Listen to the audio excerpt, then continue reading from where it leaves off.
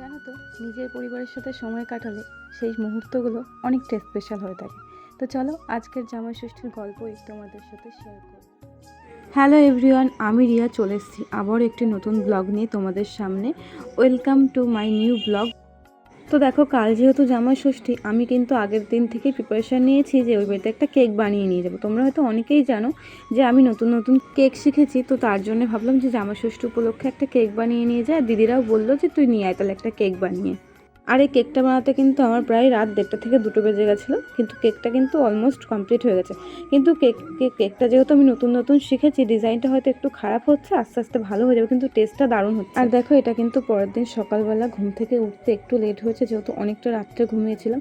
আর এদিকে দেখো, পাপাও রেডি হয়েছে আর আমিও কিন্তু রেডি হয়ে গেছি। খুব সিম্পলি রেডি হয়েছে, কারণ যেহেতু বাইরে প্রচুর গরম। আর আমাকে শাড়িটা পরে বা কেমন লাগছে অবশ্যই কিন্তু কমেন্ট করে জানিও। আমি কিন্তু খুব সিম্পলভাবেই রেডি হয়েছি।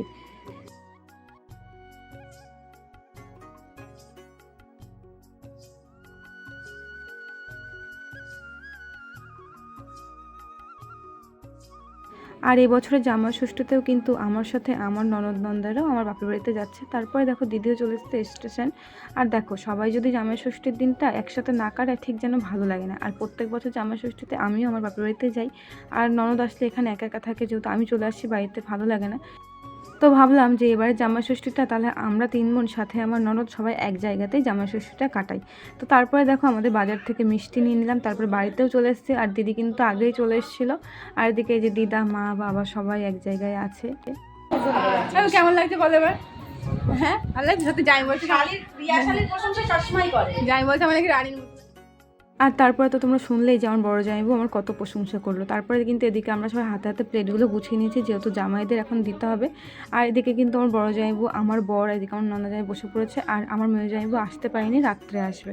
তারপরে দেখো, এদিকে এখন ওরা সবাই খাচ্ছে, আর এদিকে বাইরে আমরা সবাই খেতে বসেছি, খুব খিদে পেয়ে গেছিলো। আর তারপরে দেখো, দুপুরে খাওয়া দাওয়া করে একটু রেস্ট নিই, তারপরে কিন্তু গিফট দেওয়ার পালা।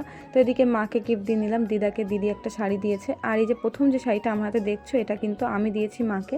আর তারপরে যে শাড়িটা দেখতে পাচ্ছ, এটা হচ্ছে আমার ননদ দিয়েছে মাকে। আর তারপরে যে শাড়িটা দেখতে পাচ্ছ দিয়েছে, এটা হচ্ছে আমার বড়দি মাকে দিয়েছে। 3টে শাড়ি কিন্তু খুব সুন্দর হয়েছে। কেমন হয়েছে অবশ্যই তোমরাও কমেন্ট করে জানিও। এই শাড়িটা দিদি দিয়েছে দিদাকে। আর তারপরে দেখো, যে জামাই ষষ্ঠীর যে কেকটা আমি নিয়ে এসেছিলাম, কেকটার অবস্থা গরমে একদম ক্রিমটা গলে যা তা অবস্থা হয়েছিল। তো জামাইরা তো আর কেক টেক কাটলো না, তারা বেরিয়ে গেছে। তো তারপরে কিন্তু আমরা সবাই মিলে এখন কেকটা কেটে, যেহেতু আমাদের বাড়িতে ফ্রিজ নেই সেহেতু একটু অসুবিধা হয়েছে কেকটার। তো তারপরে দেখে কিন্তু আমার বাবা আমার হাতের কেকটা খাচ্ছে, বাবা বলছে খুব ভালো হয়েছে। আর তারপরে দেখো, বিকালের দিকে কিন্তু রান্না হবে। তো এদিকে বাবা হচ্ছে মুরগি ছিল বাড়িতে, তো সেটাই এখন রান্না হবে। আর সেই রান্নাটা কিন্তু আমিই করেছি, কারণ আমার হাতের রান্না খেতে সবাই খুব ভালোবাসে। তারপরে দুপুরে খাওয়া দাওয়া করে একটু রেস্ট নিয়েছি। আর তারপরে দেখো, দিদির সাথে আমার ঠেলাঠেলি লেগে গেছে যে আমি আগে রেডি হবো। দিদি বলছে না, আগে আমি রেডি। আচ্ছা, তোমাদের মধ্যেও কি এরকম হয় অবশ্যই কিন্তু কমেন্ট করে জানিও। আর তারপরে দেখো, তখন প্রায় রাত 9টা বাজে, আমরা সবাই চাঁদপাড়াতে যাব। এখন বলছি যে আমরা মোমো খেতে যাব। আর এই দিদিভাইয়ের মোমো যখনই আসি না কেন তখনই একবার করে খেয়ে যাই। তো চলো মোমো টোমো খেয়ে এখন হচ্ছে বাড়ির দিকে যাব। আর এটা দেখো, পরের দিন সকালবেলায় মা হচ্ছে লুচি ঘুগনি করেছে, সাথে ছিল শসা, পেঁয়াজ, কাঁচা লঙ্কা। আর সবার আগে এদিকে বাচ্চারা কিন্তু খেতে বসে গেছে, কারণ এই যে এদেরকে না খাইয়ে দিলে না এরা ঠান্ডা হবে না। তারপরে এদিকে দেখো, সবাই মিলে এখন আমরা চলো খেয়ে নিই সকালের জল খাবারটা, লুচি ঘুগনি।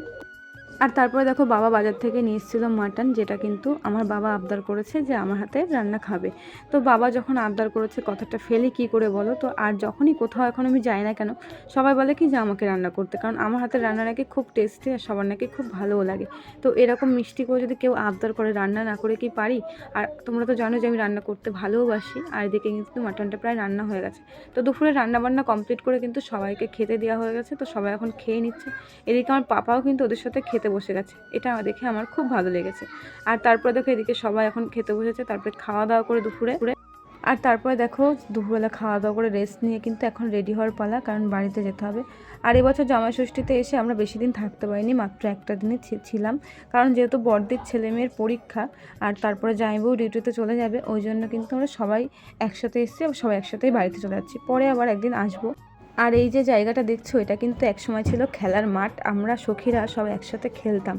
আর আজ সেই জায়গাটা কেমন যেন হয়ে গেছে, সব কিছুই যেন অচেনা লাগে। আর তারপরে দেখো, একটা আমরা গাড়িতে করেই কিন্তু সবাই একসাথে বাড়ির দিকে রওনা দিলাম। তো চলো, ভিডিওটা কেমন লাগলো অবশ্যই কমেন্ট করে জানিয়ে।